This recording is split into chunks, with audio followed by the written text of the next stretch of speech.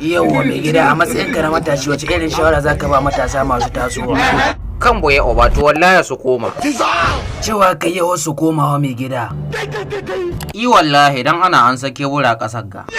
Kebura kamar wanda kebura kenan na mashin. Keburare na talauci.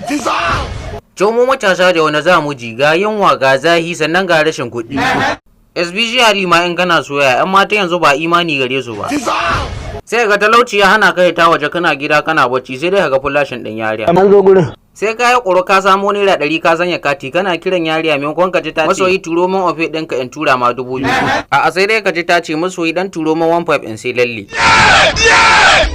To saboda haka ni dai shawara da zan ba mata wallahi ku ji tsoron Allah. Ku dinga ba samarin ku kuɗi ko na ajiya ne. Don ni ma yanzu dan jarida gaba ka wucewa sai ka ban 2000 dan ubanka.